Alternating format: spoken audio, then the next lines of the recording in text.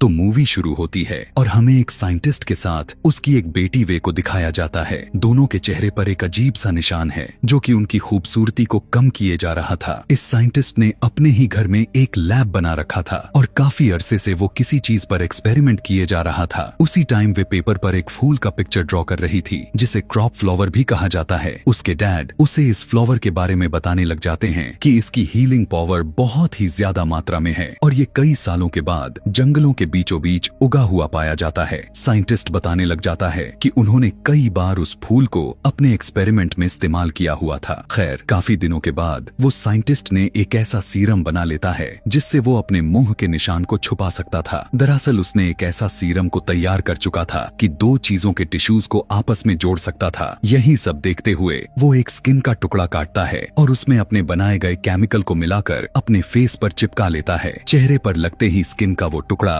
अपने आप ही बढ़ने लग जाता है। उसके टिश्यूज जनरेट होने लगते हैं और अब वो स्किन बिल्कुल धीरे धीरे करके उसके मुंह को भी ढांपने लग जाती है। यह देखने के बाद तो वो काफी घबरा जाता है। उसकी चाहत भी ऐसी नहीं थी जो अभी उसके साथ हुए जा रहा है। वो तो सिर्फ अपने मुंह के निशान को खत्म करना चाहता था, लेकिन स्किन के इस टुकड़े ने उसके पूरे मुंह को ही कवर कर लिया था। यह देखने के बाद तो साइंटिस्ट ने डर कर अपने होठों वाले जगह पर कट लगा लिया, लेकिन उसके काटने के बावजूद भी वो दोबारा से जुड़ता जा रहा था। उसकी स्किन, उसकी आंख, नाक सब जगह फैलती ही जा रही थी। बार बार वो अपने होठ, नाक, कान सब जगह पर कट मारता रहा। यही सब उसे करते हुए देखकर वे घबरा जाती हैं और आखिरकार डर कर वे ने ही अपने डैड को चाकू से स्टैब कर करके मार दिया। इस हादसे से वे बिल्कुल पूरी तरह से टूट चुकी थी। उसने अपने ही डैड की जान ले ली थी और अब उसके पास कोई भी नहीं बचा हुआ था। वक्त गुजरने के साथ साथ वे पढ़ती चली गईं। वो पढ़ाई में अपने डैड की तरह बहुत ही अच्छी थी और वजह भी यह रहा कि उसे यूएस की एक बड़ी यूनिवर्सिटी में स्कॉलरशिप मिल गई और वो अपने घर जहाँ पर रहती थी उस जगह को छोड़कर यूएस चली गई। पता चलता है कि यूएस में वे अपने आंटी के पास में रहने वाली थी जिसकी एंजी नाम की एक बेटी भी थी और एंजी वे के यहाँ आने से खुश इसलिए नहीं थी क्योंकि उसे अपना रूम शेयर करना पड़ रहा। ये खैर, वे अब रूम में चली जाती है और एक छोटा टेम्पल बना लेती है जिसमें अपने डैड के पिक्चर रखकर उनका पूजा करने लगती है। दरअसल वो अपने ही डैड को अपना गॉड मानती थी। कुछ टाइम जब गुजरा तो हम उसके डैड के कुछ नोट्स के साथ कुछ चीजें देख पाते हैं और यह पर हमें यह पता चलता है कि वे अभी तक उसी एक्सपेरिमेंट को किए जा रही है जिसकी वजह से उसकी डैड मारे गए थे। अगले दिन वे की यूनिवर्सिटी का पहला दिन था। वहाँ जाते हुए उसे रास्ते में एक आदमी मिलता है जो होमलेस था और यहीं फुटपाथ पर बैठा रहता था। उसका चेहरा देखने के लायक तो बिल्कुल भी नहीं था क्योंकि उसका चेहरा बहुत ही ज्यादा बिगड़ा हुआ था। वे उसे कुछ टाइम तक बस देखती रह गई पूछने पर कि यूनिवर्सिटी का रास्ता किधर से जाता है, तो ये आदमी वे की मदद भी किया, जिसके बाद वे वहाँ से चली गईं। क्लास में आने के बाद बहुत ही खुशी के साथ क्लास टीचर वे का इंट्रोडक्शन करवाते हैं क्योंकि वे ने एंट्री टेस्ट में 100% स्कोर किया हुआ था और ये सालों में पहली बार था जो ऐसा हुआ था। क्लास खत्म होने के बाद वे अपने साइंस लैब आती है और यहाँ से कुछ चीजें लेने की कोशिश करती है। उसकी ऐसे करते हुए उसे उसके प्रोफेसर देख लेते हैं और उससे पूछने लग जाते हैं, तुम यहाँ पर क्या कर रही हो? वे बताती है कि मुझे कुछ एक्सपेरिमेंट करनी है जिसके लिए मैं यहाँ से कुछ चीजें लेने के लिए आई हूँ। प्रोफेसर उसे कहते हैं, इस तरह से यहाँ से कुछ भी चीजें लेकर जाना अलाव नहीं है, लेकिन हाँ, अगर तुम मेरी लैब असिस्टेंट बनती हो तो तुम यहाँ की चीजें इस्तेमाल कर पाओगी। वे प्रोफेसर को बताती है कि मेरे फादर भी साइंटिस्ट थे और मुझे उन्हीं के रिसर्च को आगे की तरफ लेकर जानी है। उसके हाथ में रिसर्च वाली डायरी भी थी जिसे प्रोफेसर देखने लग जाते हैं और उसे देखकर वो बहुत ज्यादा हैरान हो गए। वे के जाने के बाद उसने वे के डैड के बारे में रिसर्च किया तो उन्हें पता चला कि वे के डैड सच में बहुत ही एक जीनियस साइंटिस्ट थे, लेकिन उन्हें फंडिंग ना मिलने की वजह से वो अपने किसी भी एक्सपेरिमेंट्स पर पूरी तरह से काम नहीं कर सके। सीन शिफ्ट हुआ और दूसरी तरफ दिखाया जाता है कि वे की कजन एंजी की दो दोस्त उसके घर पर आई हैं। वो यहाँ पर वे की सामानों को छेड़ने लग जाती हैं और इस दौरान उन्हें खून से भरे हुए कुछ टूल्स, एक्सपेरिमेंट से रिलेटेड चीजें और डरावनी एक्सपेरिमेंट्स की पिक्चर दिखाई दे पड़ती हैं, जिन्हें देखने के बाद तीनों को डर लगने लग जाता है। खैर, अगले दिन का टाइम आ जाता है और हमें दिखाया गया कि एंजी आज भी अपने दोनों फ्रेंड्स के साथ बैठी हुई थी। वे को उन्हें देखकर बहुत अच्छा लगा। वे भी इस तरह की दोस्त बनाना चाहती थी, इसीलिए वो उनके पास जाकर उनसे खुद ही दोस्ती का हाथ बढ़ाया और इन सबको लंच के लिए ऑफर किया।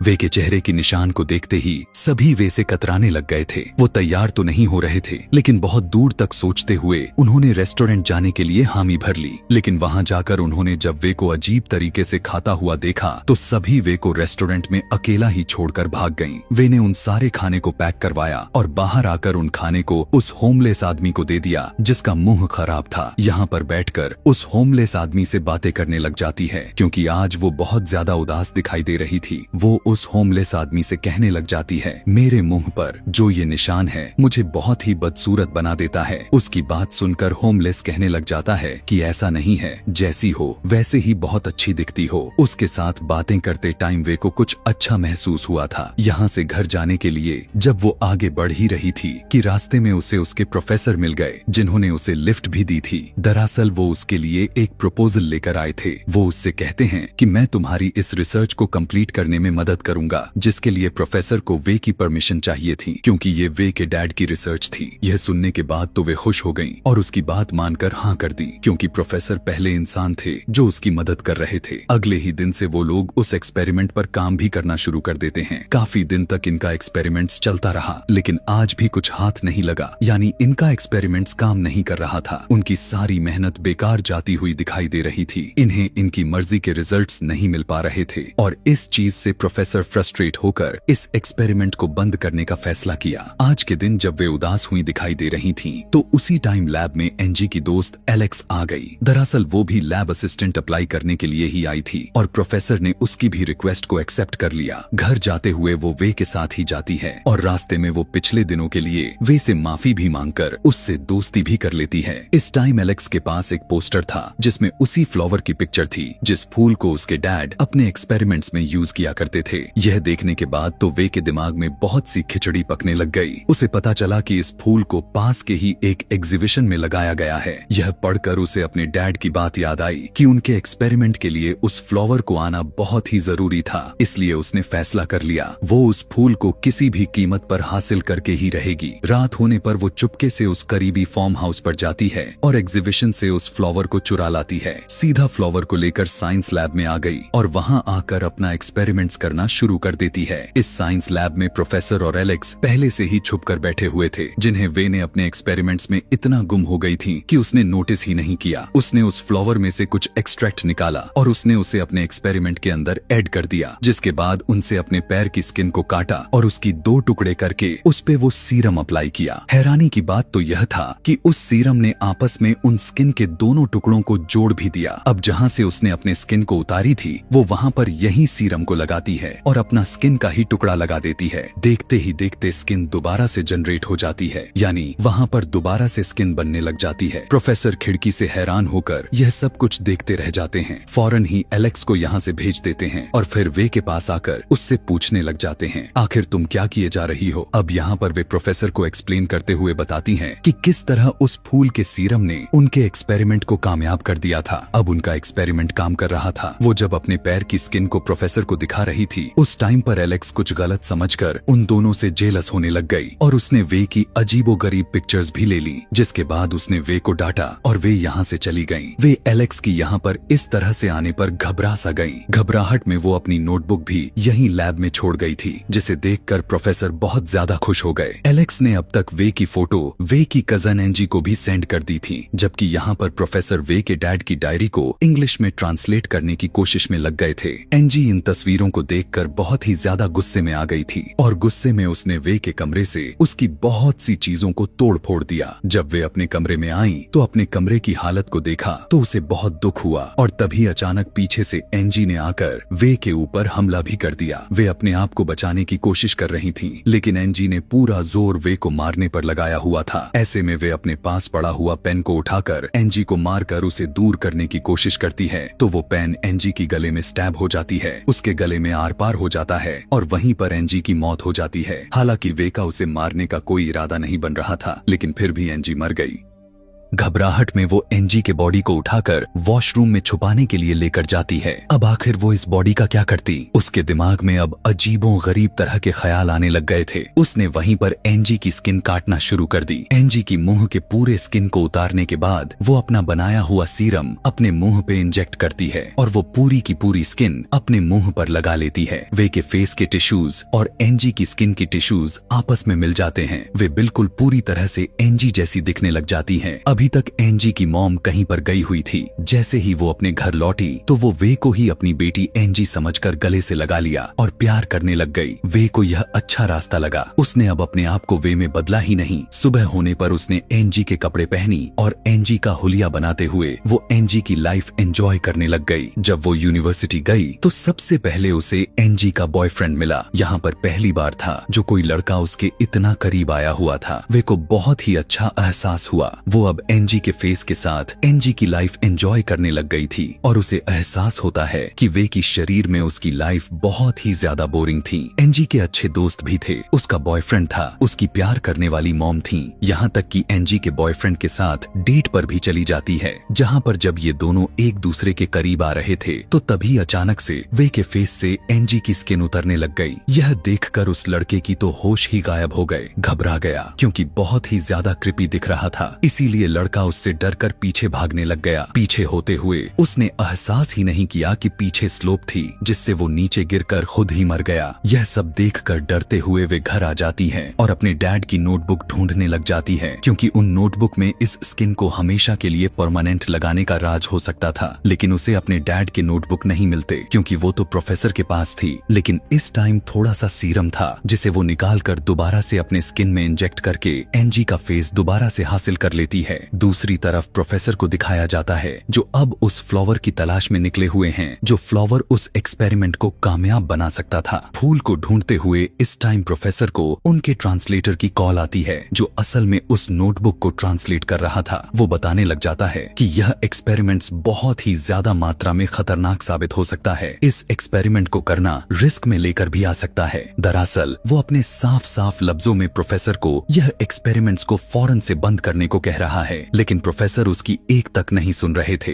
अब वे लैब में आकर अपने डैड की बुक को ढूंढने लग गई, लेकिन कहीं पर भी उसे अपने डैड की बुक नहीं दिखाई दी क्योंकि वो तो प्रोफेसर ने अपने ट्रांसलेट को दे दी थी। इसीलिए वो फौरन से प्रोफेसर को कॉल लगाती है तो प्रोफेसर उसे बताते हैं, हाँ वो बुक तो मेरे पास है लेकिन अब वो तुम्हें नहीं मिलेगी क्योंकि वो एक्सपेरिमेंट्स अब मैं अपने नाम से मशहूर करने वाला हूँ। यह सुनने के बाद तो वे को बहुत ज्यादा गुस्सा आ गया, लेकिन वो तो कुछ कर नहीं सकती थी, इसीलिए चुपचाप वहाँ से चली गई। यूनिवर्सिटी से बाहर निकलते ही उसे ईव नाम की लड़की नजर आ जाती है। उसे पता चलता है कि ईव का भी प्रोफेसर के साथ अफेयर चल रहा था। अब प्रोफेसर का गुस्सा लेने के लिए उसने एनजी बनकर उनसे ईव को घर पर इनवाइट किया और ईव आ भी गई। उसने आते ही गुस्से में वे ने उस पर हमला कर डाला। ईव भी परेशान हो गई और अपने आप को बचाने के लिए छुपते हुए गार्डन में पहुंच गई, लेकिन वे ने उसे यहाँ पर भी पकड़ लिया और एक ड्रिल मशीन से उसे इसके ऊपर हमला करते हुए उसे मार डाला। ईव के मार लेने के बाद वो ईव के भी स्किन को उतार लेती है और उसे अपने मुंह पर लगा लेती है। अब एनजी से बदलकर बिल्कुल ईव की तरह दिखने लग गई थी। उसने अपने बालों को भी ईव जैसा कर लिया और कपड़े भी ईव की तरह पहनकर बिल्कुल ईव जैसी बनने लगी। उसकी फोन को देखते हुए उसने ईव का स्टाइल भी कॉपी कर ली ताकि कोई भी उसे पहचान ना पाए। इन्हीं सब के दौरान हम देख पाते हैं कि उसके नेबर का डॉग यह सब देखकर बहुत ज्यादा भौंके जा रहा था। इसीलिए नेबर ने पुलिस को कॉल कर दी, लेकिन पुलिस वाले जब घर आए तो उन्होंने ईव को टॉवल में देखा और उसे कुछ भी कहे बगैर चले गए। अगली सुबह जब वो ईव के फेस के साथ जब यूनिवर्सिटी में जाती है उसे यहाँ पर बहुत अच्छा लगने लग जाता है क्योंकि ईव यहाँ की एक बहुत ही पॉपुलर स्टूडेंट थी। उसे देखकर सब खुश हो जाते हैं। अब ईव की ही शकल में वो प्रोफेसर के घर जाती है। वो जानती थी कि यहाँ से उसे अपने डैड की नोटबुक मिल जाएगी। प्रोफेसर ने भी यह नहीं जानते थे कि वो ईव के शकल में वे ही हैं। उसे अपने घर में जाने के लिए एंट्री दे देते हैं। वे पूरे घर में अपने डैड की नोटबुक को ढूंढने लग जाती हैं, लेकिन कहीं भी बुक उसे नहीं मिल रही थी। गुस्से में वो वापस आ गई। रात होने पर उसने जो दोनों मर्डर कर रखे थे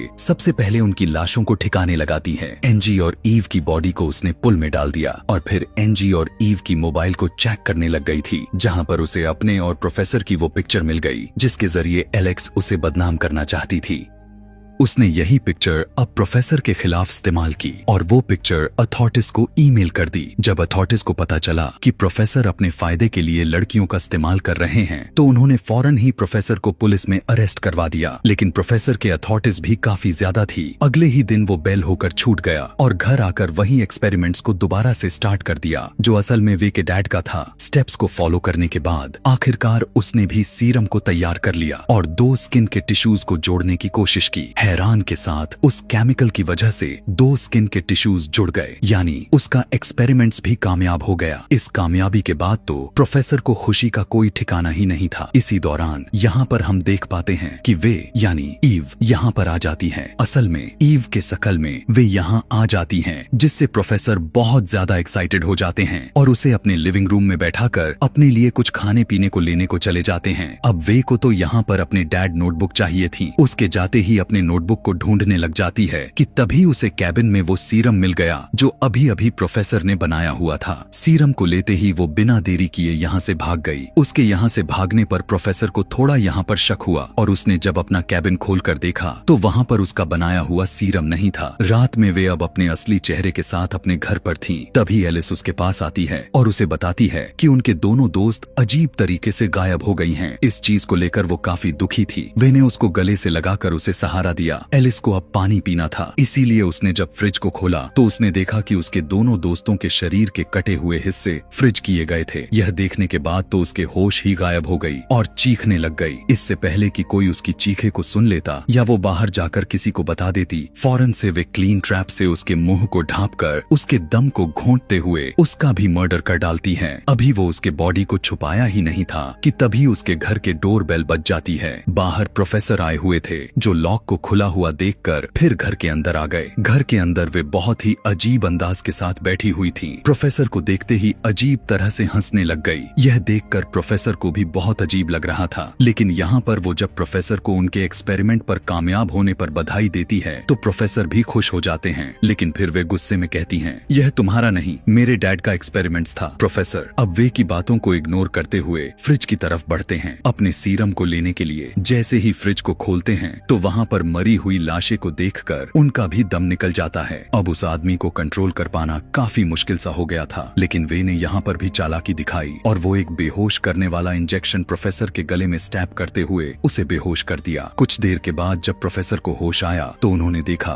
कि वे ने उसकी पूरी बॉडी की स्किन को उतार दी थी। यह देखकर वो जोर जोर से चिल्लाने लग गए। अब वे उस सीरम को भरकर प्रोफेसर को लगा रही थी और इसके बाद एक स्किन का टुकड़ा प्रोफेसर के शरीर में लगा देती है। यह स्किन खुद अपने आप बढ़ने लग जाती है, जैसे वो मूवी के स्टार्टिंग सीन में वे के डैड साइंटिस्ट के मुंह पर बढ़ने लग गई थी। वे इस टाइम प्रोफेसर के मुंह में एक स्ट्रो रख दिया था। स्ट्रो के अलावा वो स्किन उसके बॉडी के हर जगह पर फैलने लग गई थी। स्किन की वजह से प्रोफेसर का दम घुटने लग गया और कुछ ही देर में वो मारे गए। मरने से पहले उसने जो चीखें मारी थी उस आवाज को उसके नेबर ने सुन ली थी। इसीलिए नेबर ने दोबारा से पुलिस को इन्फॉर्म कर दिया। पुलिस को आते हुए देखते ही वे घबरा गईं और घर से निकलकर भाग गईं, क्योंकि वो जानती थी कि अब वो पकड़ी जाएगी। पुलिस भी उस भागते हुए देख लिया था और उसे पकड़ने के लिए उसके पीछे भागते हुए वो होमलेस आदमी के पास पहुंच जाती है और उससे मदद मांगती है। वो होमलेस पहले से ही वे को अच्छा समझता था, क्योंकि वे ने हमेशा से उसके साथ अच्छा रवैया रखा हुआ था। वो होमलेस वे के कहने पर उसे अपनी चादर में छुपा लेता है और पुलिस उस ढूंढ नहीं पाती। वे को यहाँ पर एकदम से बैठने पर उसके पास जो सीरम था वो अचानक से टूट गया था। उस सीरम के टूटने की वजह से उस होमलेस आदमी और वे की टिश्यूज एक साथ मर्ज होने लग जाते हैं। उनकी बॉडी भी एक दूसरे के साथ फ्यूज होने लग जाती हैं और वो दोनों मिलकर एक अजीब से मॉन्स्टर में बदल जाते हैं। वे अब कुछ भी नहीं कर सकती थी। वो मॉन्स्टर बनी वहीं पर बैठी हुई थी। तभी उसे अपनी आंटी दिख गई जो अपने बेटी एंजी को ढूंढते हुए वहां तक आई थी। वो अपने आंटी को एंजी के बारे में नहीं बता पाई। मतलब यहाँ पर यह कंफर्म हो गया था